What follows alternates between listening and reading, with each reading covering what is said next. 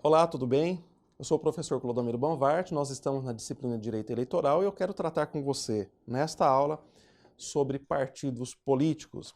E já antecipo para você que partidos políticos têm um papel muito importante, muito relevante no exercício da democracia, né? Partidos políticos acabam exercendo essa função de nexo entre a sociedade e o poder estatal, o exercício da gestão do poder estatal, né? Então, o partido político tem um papel muito importante, muito relevante para a atividade democrática, para a preservação dos direitos fundamentais, da dignidade da pessoa humana e, sobretudo, para o lastreamento da soberania popular. E é isso que eu gostaria de convidá-lo a acompanhar aqui na nossa tela, né, já que a primeira informação, dizendo que a realização da soberania popular, né, a soberania popular é um conceito muito importante na ciência política, na filosofia política. É um conceito que vem lá do século XIII, século XIV, onde começa toda uma discussão acerca da legitimidade do poder exercido, né? E começa ali, já no final do século XIII, uma discussão acerca da desvinculação da legitimidade de quem exerce o poder em relação ao poder religioso, né? E aponta-se que quem vai legitimar o exercício do poder é o povo de forma soberana. E veja que esse é o conceito fundamental que move as democracias formais nos dias atuais. Então, o conceito de soberania é sumamente importante para a filosofia política, para a ciência política, depende do quê? Dos partidos políticos. E estes, né, os partidos políticos, eles são o quê? Instrumentos essenciais à democracia, né? Eles são instrumentos essenciais à democracia. Clodomiro, mas eu quero saber onde que eu encontro na legislação toda a discussão a respeito dos partidos políticos. Então, o artigo 17 da Constituição Federal, ele vai tratar dos partidos, e também o quê? A lei dos partidos, a lei orgânica dos partidos, que é a lei 9096 de 1995, e a lei das eleições, que é a lei 9504 de 97. E eu chamaria a sua atenção que nós tivemos, em 2017, a emenda constitucional 97 de 2017, que vai trazer várias modificações no artigo 17 da Constituição, né? E eu posso antecipar aqui para você que uma das questões importantes que aparece a partir dessa mudança em 2017 é o fim das coligações nas eleições proporcionais, né, a partir das eleições de 2020.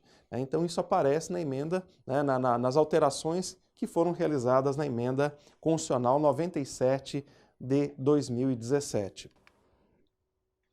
E como que aparecem os partidos políticos de acordo com o artigo 17 da Constituição? Olha lá, é livre a criação, a fusão, a incorporação e a extinção de partidos políticos. Ok? É livre. Você pode criar, você pode fundir, incorporar e também extinguir partidos políticos no Brasil. Resguardados o quê? A soberania nacional, olha que importante, o regime democrático, o pluralismo, né, o pluripartidarismo e os direitos fundamentais da pessoa humana, observando também os seguintes preceitos. Então é interessante por quê? Porque partidos políticos detêm o quê? Autonomia. Inclusive, partido político é pessoa jurídica de direito privado, né? Muitas vezes aparecem questões cobrando na prova, olha, partido político é pessoa de direito público. Não, é direito privado. Goza de autonomia, goza de liberdade, mas não podemos também dizer que essa autonomia, essa liberdade é incondicional, né? Ela atende sim a determinadas condições, como nós estamos vendo aqui no artigo 17 da Constituição, né? Ela está condicionada à soberania nacional, à democracia, ao pluripartidarismo, aos direitos fundamentais e deve atender o quê? A esses 4 quesitos fundamentais. O partido político no Brasil tem que ter caráter nacional. Não existe no Brasil partido político municipal, estadual, né? O partido político ele é criado numa base nacional, para todo o território nacional. Ah, Clodomiro, mas eu tenho lá depois os diretórios. Sim, diretório regional, tem o diretório municipal, mas o partido em si, ele tem que ter caráter nacional. O partido ele é proibido de receber recursos financeiros, né? Proibido de receber recursos financeiros de governos estrangeiros. Olha bem, isso é importante. O partido político deve fazer prestação de contas à Justiça Eleitoral. Então, veja, outro condicionamento. O partido político em que goze de autonomia, de liberdade, ele está condicionado à prestação de contas à Justiça Eleitoral. Né? Até porque ele recebe dinheiro do fundo partidário e também, a partir da reforma eleitoral 2017, do Fundo Especial de Financiamento de Campanha, que é dinheiro público utilizado para a realização de campanhas nos anos eleitorais. Ok? E olha bem, funcionamento parlamentar de acordo com a lei, né? Ele deve atender a esse quesito. E aqui nós vamos ver mais adiante a questão da fidelidade partidária, né? Aqui entra a questão da fidelidade partidária. Então esses são os quesitos fundamentais dos partidos políticos na Constituição Federal, artigo 17. De acordo ainda com a Constituição, ela vai assegurar aos partidos políticos o seguinte: autonomia para definir sua estrutura e organização interna. Então, não tem nenhum elemento externo, estatal, que vai influenciar, né, a organização interna do partido. O partido tem autonomia plena para isso, a partir do seu estatuto. Liberdade também para adoção de escolha e regime de suas coligações. Então, o partido vai para uma eleição, quer se coligar, né? Isso não tem nenhuma restrição externa, ele tem autonomia para isso. Lembrando apenas que nós não temos mais coligações para eleições proporcionais, tudo bem? E por último, assegura-se aos partidos políticos recursos do fundo partidário e acesso gratuito, que é a rádio, a participação no rádio, na televisão, né? Então o partido pode participar lá daquele momento na eleição onde ele vai expor os seus candidatos no rádio, na TV, né? Ele pode participar disso e receber fundo partidário porque isso é assegurado constitucionalmente. Mas o que é vedado? É vedado a utilização de organização paramilitar. Você não pode criar um partido com essa pretensão de que ele se constitua numa organização paramilitar. Isso é proibido. Né? A respeito da criação e do registro de partidos políticos. Isso aqui é interessante. Primeiro ponto, eu já destaquei para você, partidos políticos são considerados o quê? Pessoas jurídicas de direito privado. Não esqueça isso, cai muito em prova. Quer dar uma olhadinha no Código Civil, artigo 44, inciso 5º, ok? Obrigatoriedade de obediência do caráter nacional do partido político. Então, aquilo que eu disse, não se cria partido regional, não se cria partido municipal. O partido tem que ter caráter nacional. E no ato da sua criação, um dos elementos para a caracterização de que o partido tem, de fato, essa cobertura nacional, implica-se no chamado apoiamento mínimo. O que é o apoiamento? É o que permite o reconhecimento do caráter nacional do partido. Ele tem que buscar o quê? Assinaturas de cidadãos não filiados a outros partidos que atestem, né, que apoiem a criação daquele partido. E isso tem que estar distribuído no território nacional, né, como nós vamos ver aqui agora nesse quadro. O que eu preciso, professor, para que nós tenhamos o apoiamento mínimo na criação de um partido? Olha aqui. Você deseja criar um novo partido?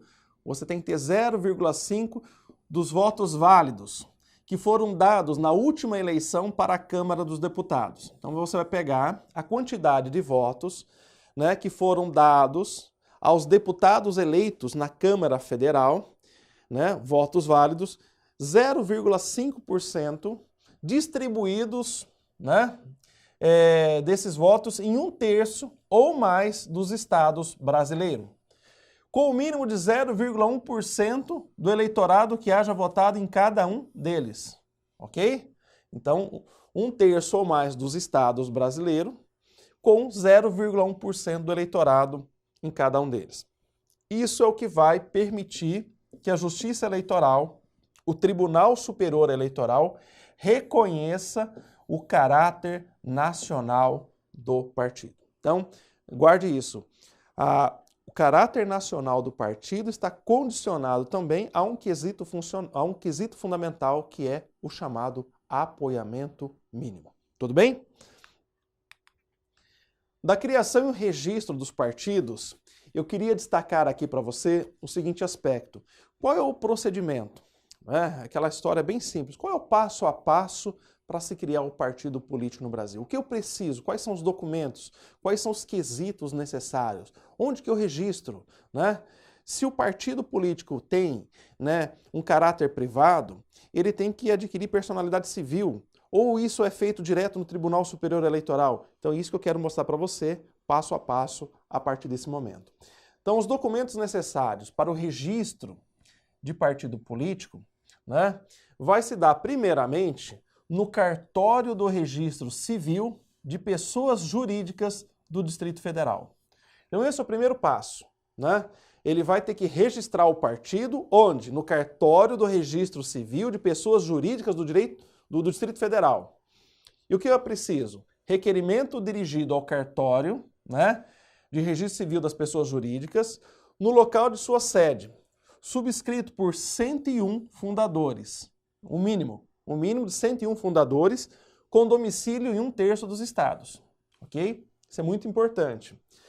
Cópia autenticada da ata de reunião da fundação do partido, ok?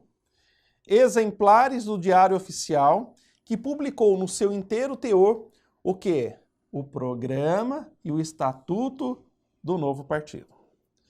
Relação de todos os fundadores,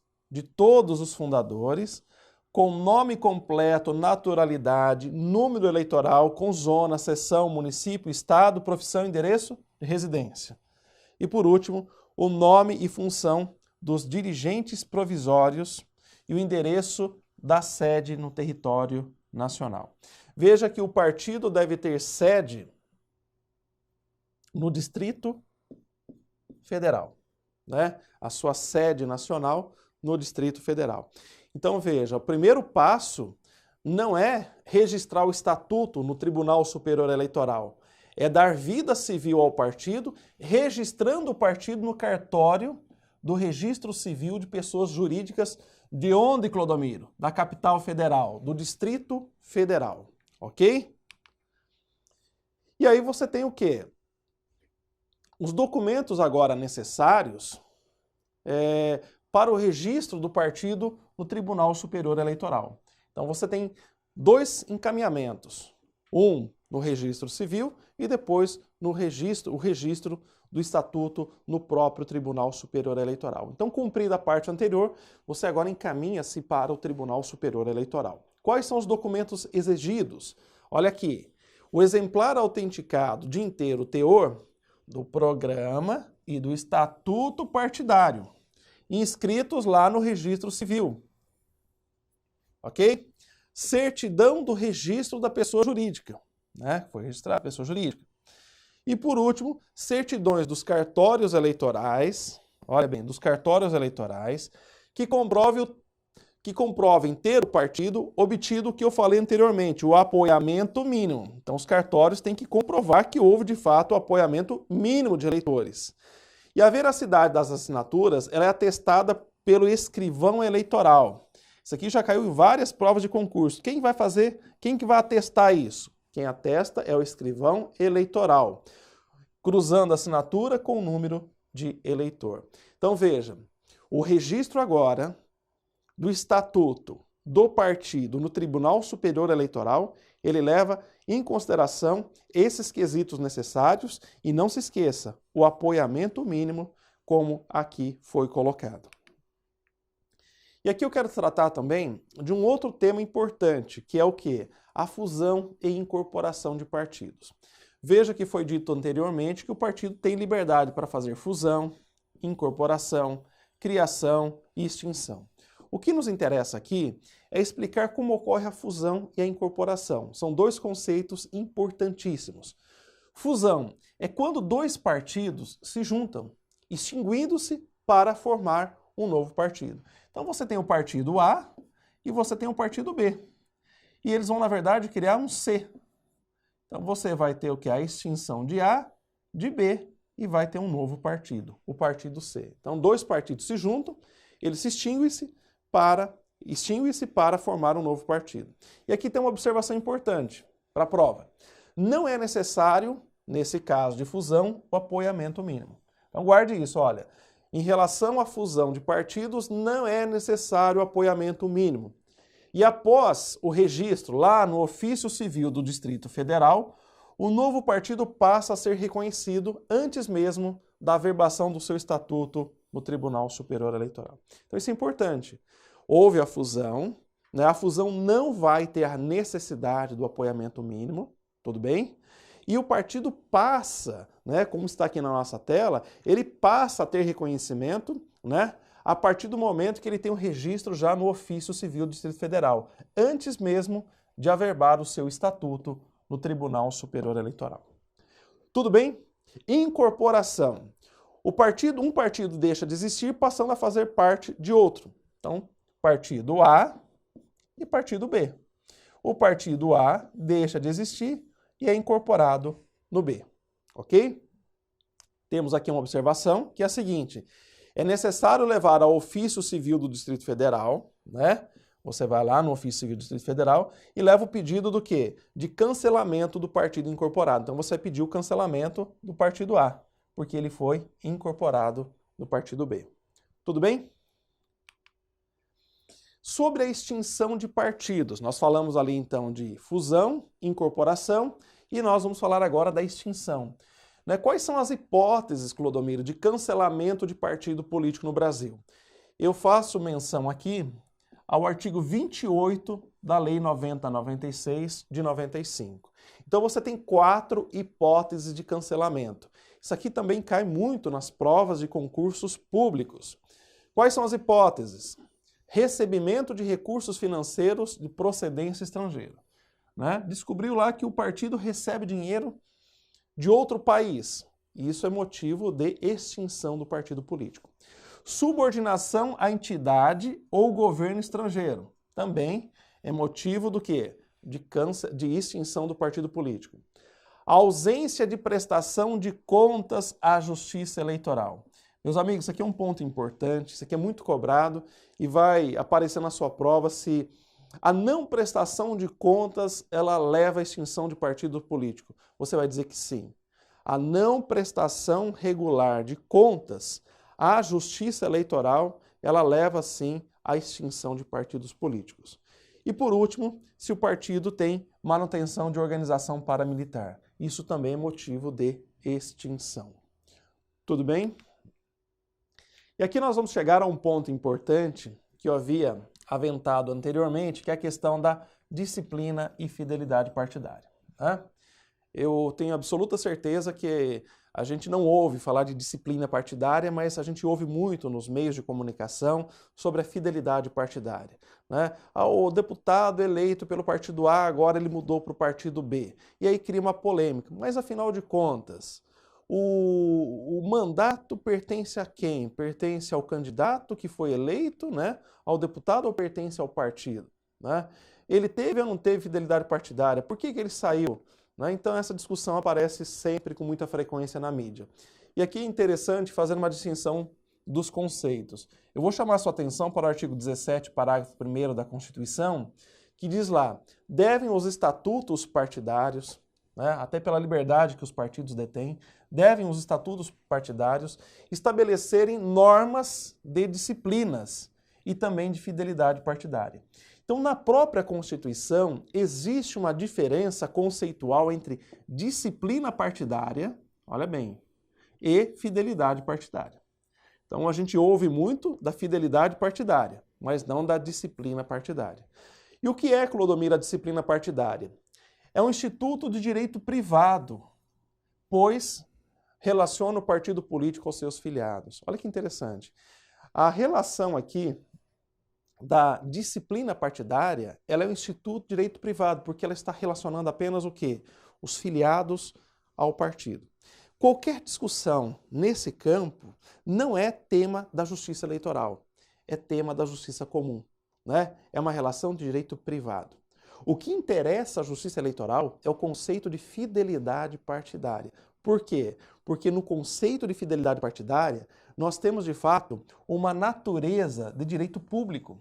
Mas por que, Clodomiro, que aqui é direito público? Porque há uma relação triangular entre o mandatário, o partido político e também o eleitor. Então veja, na eleição aparece um candidato que pertence ao partido A e ele tem uma posição ideológica, tem uma orientação partidária e você vota naquele cara, naquele partido.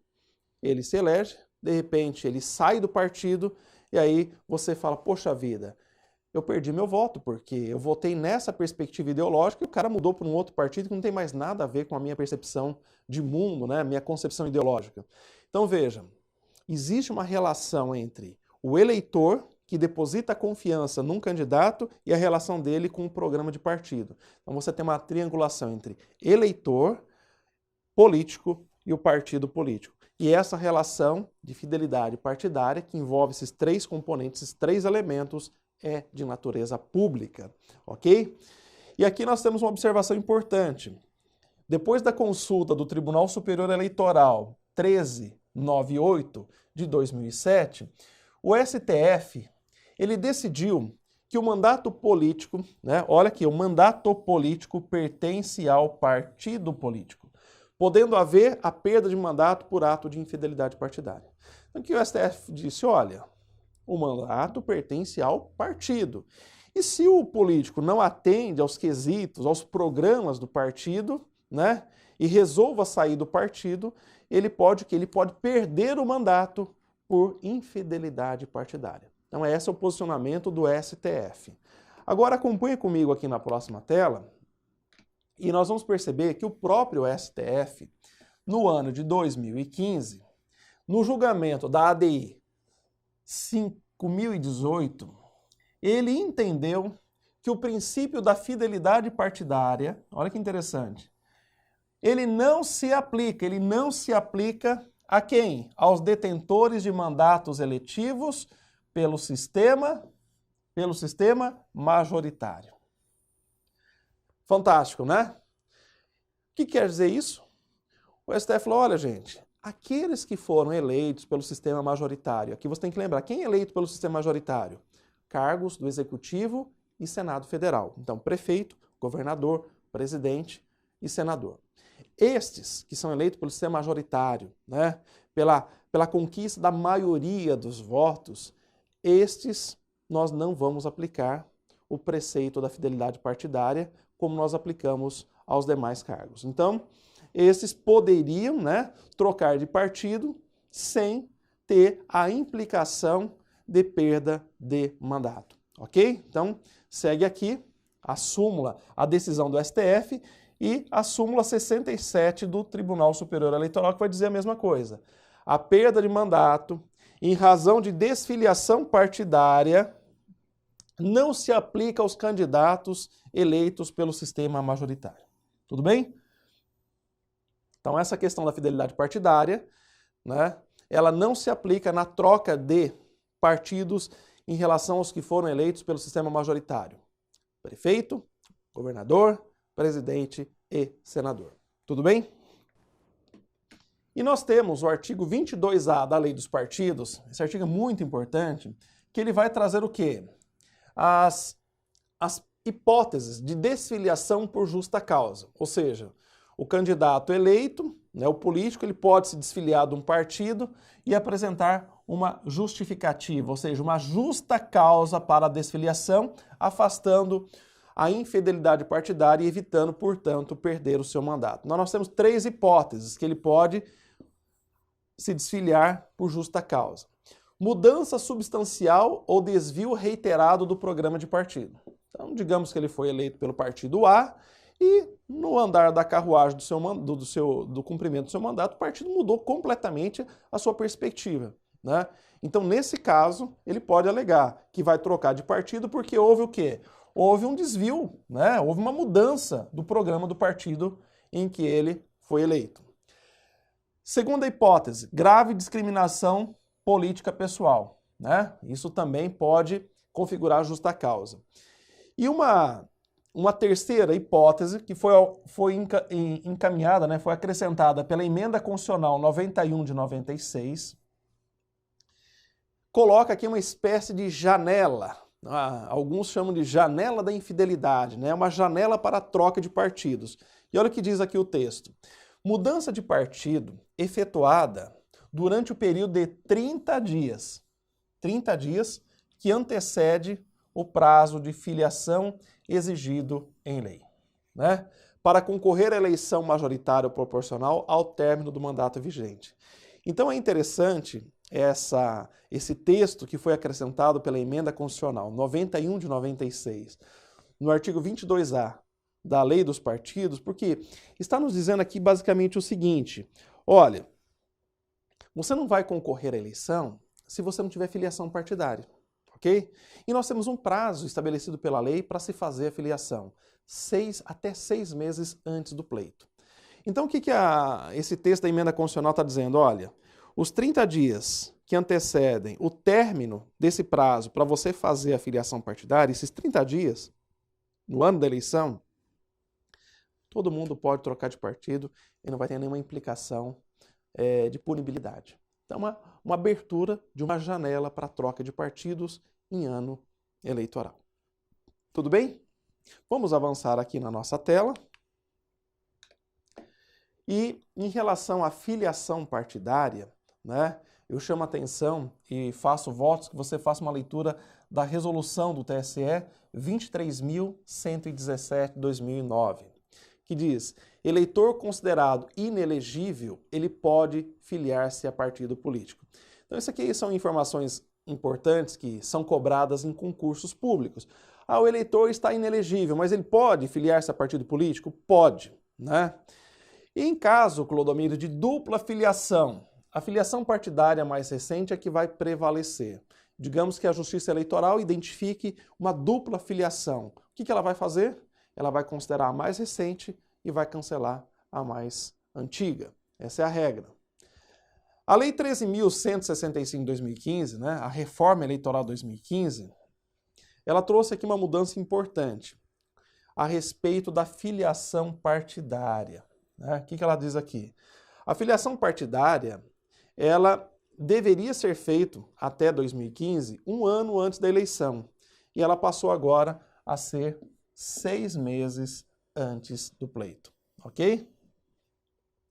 É óbvio que o estatuto partidário, né, olha que está aqui, o estatuto partidário pode prever prazo maior para efeitos de candidatura, tá? Agora, não pode estender esse prazo dado pela Justiça Eleitoral em ano de eleição. Então, o que eu quero que você guarde aqui é que mudou esse prazo. Qual é o prazo para filiação partidária? 6 meses antes da eleição. Isso que é o importante. Em caso de fusão, olha que interessante, em caso de fusão ou incorporação, os filiados serão automaticamente considerados filiados ao novo partido ou ao partido incorporado. Então, ocorreu fusão, ocorreu incorporação e esses filiados desses partidos, né, eles são automaticamente considerados no partido novo, né, ou no partido incorporado. Tudo bem? Queria chamar a atenção também em relação à Reforma Eleitoral 2015, que nós tivemos aqui nessa Reforma Eleitoral uma espécie de mitigação na prestação de contas. Vimos lá que o partido político ele deve necessariamente prestar contas à Justiça Eleitoral sob pena de extinção. E essa reforma eleitoral, ela acabou com a obrigatoriedade em ano eleitoral do envio de balancetes mensais à Justiça Eleitoral, 4 meses antes e 2 meses depois do pleito, né? Então, uma espécie de mitigação na prestação de contas. E outro ponto importante aqui refere-se à desaprovação de contas. Veja, se as contas foram desaprovadas pela Justiça Eleitoral, isso não enseja sanção alguma. Olha que coisa, hein? Que impeça de o partido participar do pleito eleitoral. Então, olha bem, isso aqui cai bastante em provas. O partido teve as contas desaprovadas. Vai ter alguma penalidade no sentido que o partido não possa participar daquelas eleições? Não, não tem problema algum. Mesmo com contas desaprovadas, o partido pode participar normalmente do pleito eleitoral. Outro aspecto importante é o seguinte: as responsabilidades, né, civil e criminal, elas são sempre subjetivas. E assim como eventuais dívidas, né, em se tratando aqui de direito eleitoral, e assim como eventuais dívidas já apuradas, recai somente sobre o dirigente partidário. Né? Então, olha bem, recai sobre o dirigente partidário. Ok? Que é o responsável pelo órgão do partido à época do fato e não impedem que o órgão partidário receba recurso do fundo partidário. Então, houve algum problema, né, em relação à responsabilidade civil ou criminal, ela vai recair sobre o dirigente partidário. Veja, dentro da circunscrição, se o problema é do dirigente do diretório municipal, na circunscrição municipal, se é do diretório estadual, né? E isso não impede, portanto, esse é o ponto importante, não impede que o órgão partidário receba recursos do fundo partidário. Tudo bem? Não impede. Outro aspecto aqui interessante é que a fiscalização sobre a escrituração contábil dos partidos limita-se, olha que coisa, hein, ao exame formal dos documentos. Então a Justiça Eleitoral, novamente, né, ela tem uma espécie de mitigação na avaliação destas prestações de contas. Ela fica o quê? Restrita a uma análise formal. E por último, observação, proibição das doações de pessoas jurídicas, né, que foi uma decisão do STF na ADI 4650 e que depois foi também incorporado pelas reformas eleitorais seguintes, onde nós temos a proibição de doação de pessoas jurídicas para as campanhas eleitorais no Brasil. Avançando aqui na nossa discussão, eu vou falar aqui rapidamente sobre o fundo partidário. O fundo partidário, né, são recursos constitutivos, né? Quais são os recursos constitutivos do fundo partidário? Olha aqui comigo. Multas e penalidades pecuniárias aplicadas nos termos do Código Eleitoral e leis conexas. Que interessante chamar a sua atenção. Muitas pessoas falam assim, em matéria de protesto eu não vou votar. Eu prefiro pagar a multa, mas eu não voto. Essa multa que esse eleitor pague em forma de protesto, ela vai para o fundo partidário. Então, não votar e pagar multa, você está contribuindo para o quê? Para fomentar o fundo partidário. Recursos destinados por lei, em caráter permanente ou eventual, doação de pessoas físicas e jurídicas, né, depositadas diretamente na conta do fundo partidário. Nós não temos hoje a possibilidade de doação, né, em campanhas de pessoas jurídicas, e dotações orçamentárias da União baseadas no número de eleitores inscritos em 31 de dezembro do ano anterior da proposta orçamentária. E isso é multiplicado por 35 centavos, né, em valores de agosto de 1995. Então isso é o parâmetro que nós temos para a constituição do fundo partidário. Clodomiro, como se distribui o fundo partidário? 5% em partes iguais e 95% de forma proporcional. Né? Então 5% entre todos os partidos que atendem aos requisitos constitucionais do acesso ao fundo partidário. Então todos aqueles elementos que eu já destaquei que o partido deve preencher para que ele possa ter a participação do fundo partidário. 95% vai ser distribuído de forma proporcional, olha bem, à votação obtida por cada partido na última eleição para o quê? Para a Câmara Federal. Aqui tem um aspecto importante, porque nas eleições gerais, a preocupação dos partidos é em eleger deputados federais. Porque quanto mais deputados federais eles elegem, maior será a participação no fundo partidário. Né? Então, existe aí um incentivo, uma motivação muito grande dos partidos quando nós temos as eleições gerais, porque o foco é na eleição dos deputados federais, porque ali está o quê? Está a determinação depois dessa distribuição do fundo partidário. Foco na jurisprudência. Olha aqui, gente, a respeito da autonomia partidária, né? O que diz aqui? A liberdade conferida aos partidos políticos não é absoluta, né? Comentei já parcialmente isso. Essa autonomia, essa liberdade que detém os partidos políticos, ela não é absoluta. As agremiações partidárias devem sempre resguardar o regime democrático, né? Então, existe um condicionante. Qual é? A preservação do regime democrático. Logo, alterações estatutárias que visem estabelecer prazo para órgão provisório com a validade igual à do definitivo não é válida. Órgão provisório funciona por indicação e não por votação, afetando aí o princípio democrático, ok? Então, foco na jurisprudência em relação à autonomia partidária. Foco ainda na jurisprudência. Uso de bem móvel em campanha. Aqui tem um detalhe. De acordo com a consulta 600.45055 do Tribunal Superior Eleitoral, se certo veículo, olha bem, certo veículo, pode ser automotor, embarcação ou até mesmo um avião. Se for de propriedade do candidato em coparticipação com pessoa jurídica, o seu uso é vedado. Tudo bem? Em coparticipação com pessoa jurídica, o seu uso é vedado. E assim nós chegamos à nossa última lâmina e eu espero ter trazido aqui várias informações importantes a respeito dos partidos políticos, né? Desde a sua criação, da sua fusão, incorporação, extinção e todos os quesitos necessários para o seu bom funcionamento e, sobretudo, para o bom funcionamento da democracia. Espero que você tenha gostado, espero também revê-lo no próximo encontro. Um grande abraço e até a próxima.